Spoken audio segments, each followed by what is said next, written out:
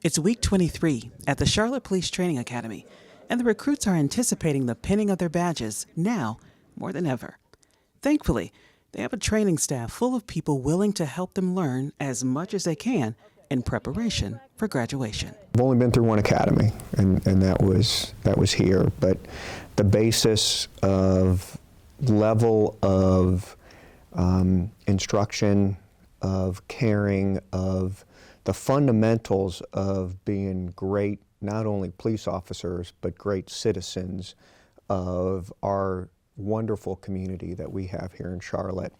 I think having that entire group together the entire time, all of our professors, all of our instructors that come in and share their subject matter expertise with these young men and women that very soon are going to transition from recruits to officers is, I think, one of the hallmarks that makes us just an incredible, not only organization, but an incredible training academy. Once they have, shared their ability to not only physically complete the profession, but also academically complete the profession and the requirements of the state. And once you cross that finish line, it's really about making sure that they feel not only physically, emotionally, and mentally ready, but that they can go out there and do all of those things that they've learned over the last 6 months or so. The training that recruits get at the Charlotte Police Training Academy is truly top-notch. Now that they've all passed the state exam, the last few weeks are all about putting the skills they've learned into practice. The High Ropes course at the Academy is the perfect place to test those skills and see if the recruits can properly communicate amongst each other. Do we get like harness or something? Yeah, what? Like a harness or something? Like No, it's free fun. What? okay, alright, here we go. Told you. You ever been bouldering? No. Well, it's like that. Is it zip line? You get a harness. Can I be Jones' partner on this? What is the connection point between this and life? What's the connection point between this and being a police officer? So I'm going to ask you that when you're done. Like, what are some of the takeaways that you guys have in this obstacle and the obstacles that you're going to encounter as police officers, right? So be thinking about that, because I'm going to have some connection points and I want to see if you have the same ones that I have.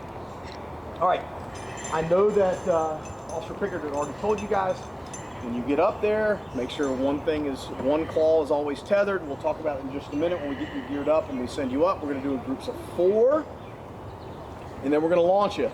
But I'm also going to challenge you when you're up there, right? I've had people say, man, I don't like heights. Well, I don't like armed robbery suspects either, but I'm still going to respond, right? I mean, you don't have a choice. If you signed up for it, I can't say, oh, I don't like that call for service. I'm going to let someone else go. I'm allergic to gunfire. I don't want to go. It doesn't work that way. This is where you're going to face your fears head on. Who's got a great respect for heights?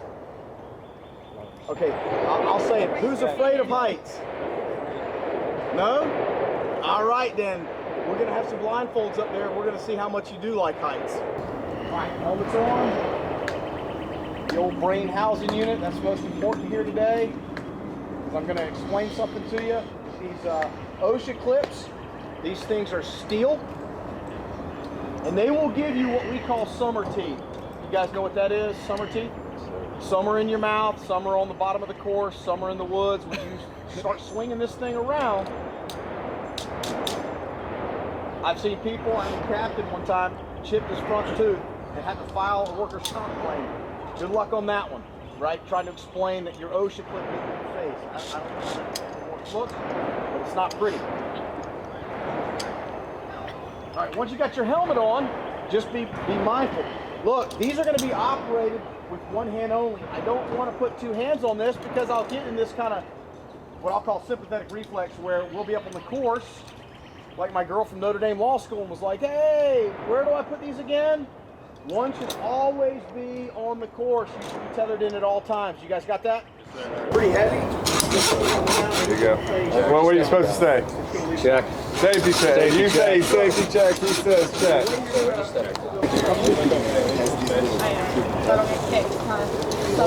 And that is. We can take them off now.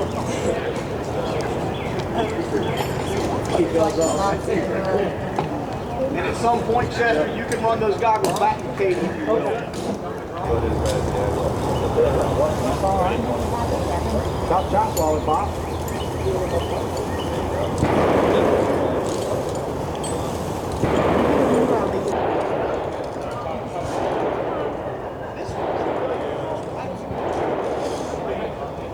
You know, from a collegiate basketball in October and November, the teams are a little rusty, trying to figure out their way, who's really good at different roles. And similarly with this, you know, they really started leaning on each other as a group, which we encourage the entire time. Like, hey, listen, you guys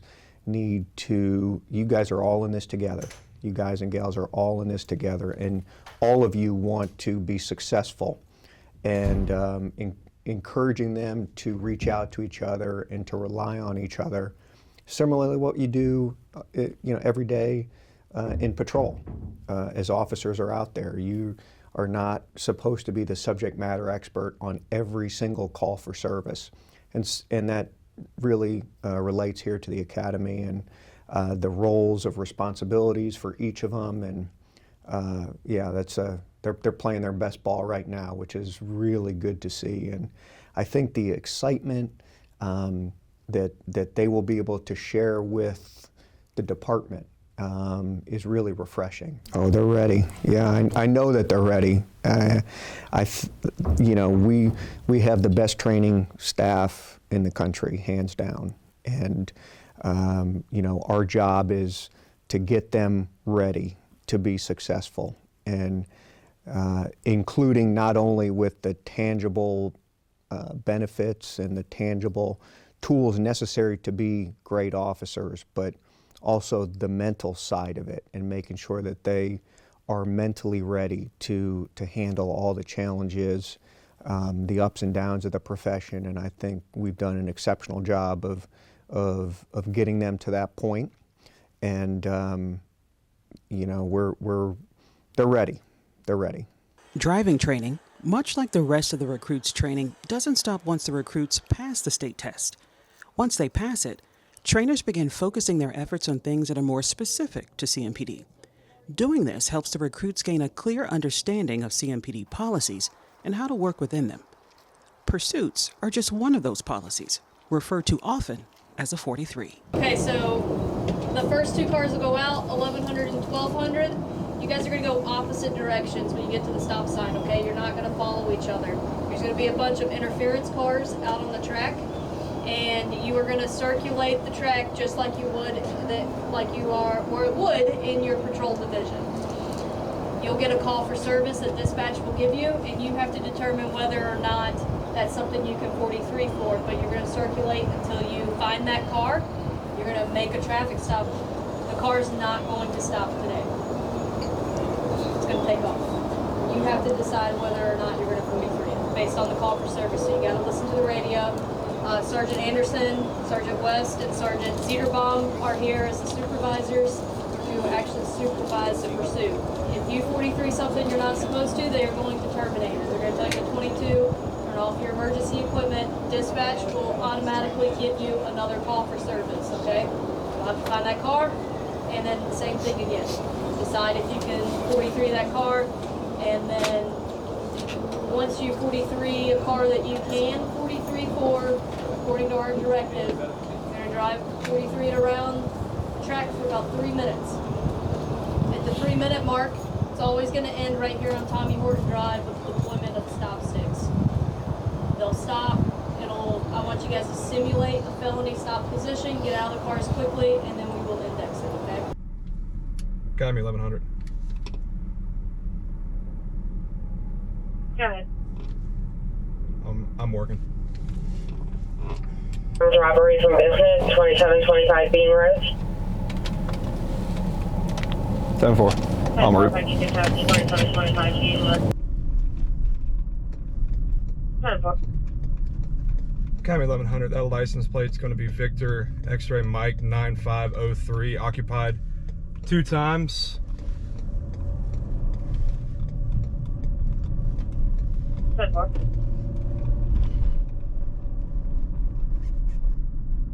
On road hump, headed towards the runway.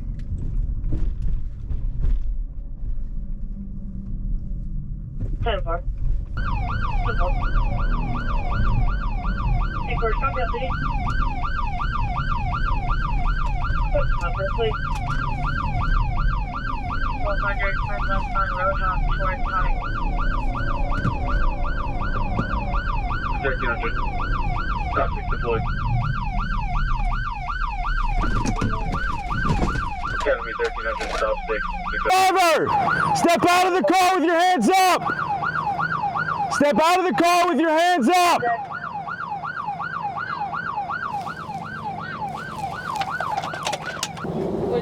What are your thoughts? Just made you think. Like it's the same thing as us doing like when we were doing pursuit here, like going through like checking like intersections, doing all that stuff. But it's just another added thing of hey, when you're on the street, you're going to be looking out for other cars. You're going to be doing something. So it allowed us to kind of build and grow that skill of hey, yeah, we need to check lights, intersections, stuff like that. But also we got to check for incoming cars and notice what's important and what's not at that time.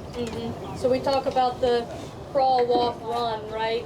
Now we're at the stage of during BLET, it was very sterile, just the suspect car and then 2 of you guys in the emergency response and pursuit. Now we're adding other cars. We're adding that you guys have to find the car, the correct car, and then apply our policy to determine if you can pursue that car or not. So we're adding a lot into it. This is what you guys are going to see in a couple weeks when you're out in the divisions. If you could categorize one word that these young men and women have done to evolve is their confidence, and having the confidence of not only their skills and abilities, but their understanding of the nuances of the profession, the challenges of the profession, and really it's a palpable excitement with the group. So to speak, they're so close to graduating, and spring's in the air. I think is a great time to not only be in the city of Charlotte, but to be in this profession. And so I think that one word is really confidence. You know, it was a little over 26 years ago in June of 1997. I remember how proud that I was as a young officer. You know, there was a lot expected of me at that time, which I acutely understood, and I think the same to them. But I will never forget that day, that evening of being able to pin that badge on in front of my parents, and how proud of me that they were, but how proud of myself that I was, and I can see that same excitement and within this group of young men and women that we took and that embarked on this profession, this journey, you know, a little more, almost 6 months ago, and to see where they are in their growth and development is really, it's really awesome to see. Another form of the CMPD specific training is TAC training down at the range. Here the recruits are tested with scenarios that they may see on the street and are given a few tips for active shooter response. We're not going to give you the answer. Right? A lot of scenarios, and again, why we have a small group, when you got a big class, there's not a lot of time. So you may be used to, hey, this is what you did wrong, next. We're not going to do that. You're going to get it right. And we're not going to give you the answer. So today's exercises are a culmination of all the skill sets that you've learned. Okay? It's not just firearm related. So you need to be incorporating suspect encounters, communication skills, firearm, building clear, whatever it is, right? As if you're going to a call for service 11 days from now. All right, so you're gonna go through this door. Department A is inside of that room, okay? Department A? Department A. The call for service is a 911 call for a disturbance. Don't go past any doors with yellow caution tape. And the other instructor, Officer McKinney, will be your backup if you need a backup officer. Okay, so through this door. Through this door, Department A. All right, sir, go through. Here's Warden. What's up, man? If we think he has a knife inside and he's cutting up the couch and we're asking him to come out and talk to us, do you think it's a good idea to say, leave the knife inside? If you have a knife, or come out with your hands empty, right? Doesn't necessarily up, but you can say up, but nothing in your hands, or hey, make sure you don't have anything in your hands if they come out empty when you come out and talk to me. Your roommate said you had a knife, you're cutting something up. Just don't bring a knife out here with you. Don't have anything in your hands when you come out, right?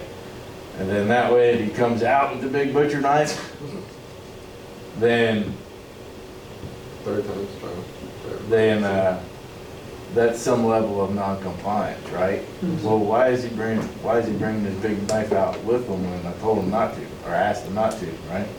You know what you're going to be approaching, this may be a better answer, but it's very few. This will open anything. Inward swinging door, outward swinging door, windows, walls. You can do just about anything with this Swiss Army knife of tools out here. As long as you know how to apply the technique, there's nothing you can't get into with this and a little bit of knowledge, all right? So what this consists of, and we're going to get back into science and physics, this whole thing is a lever, right? And this has 3 wedges on it. Got a wedge here. This is a conical wedge. Call it a spike, but it's technically a wedge. This is a wedge, right? 3 wedges and 1 big lever. Depending how you lever things and how you use these wedges to your advantage, you can do a lot of stuff, right? This is how the aliens built the pyramids. With wedges, levers, and then some pulleys and a couple other things, right? I think they get that I heard a couple chuckles. Somebody got it. Keep it from stabbing you in the leg. This is where it looks like I'm on the hold, but I'm actually putting my force into the end of the tool here, right? So it's not going.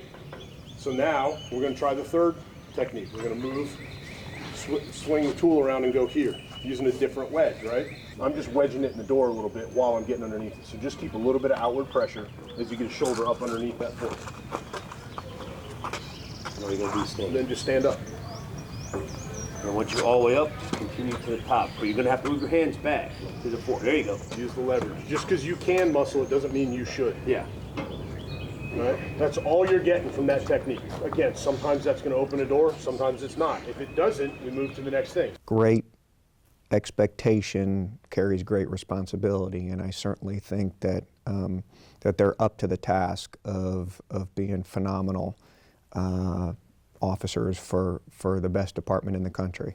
I remember going from the police trainee patch and having the Charlotte-Mecklenburg police patch, and having that responsibility of following in the footsteps of all those great men and women that came before me.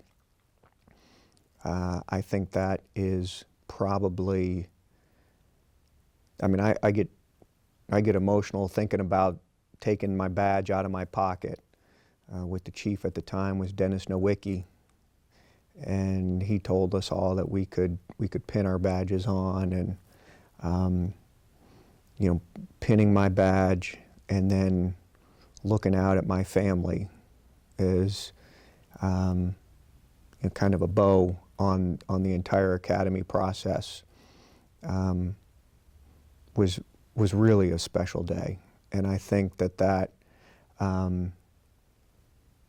is coming up very soon for them, and I think that they'll sense that and experience those same feelings on that Friday morning.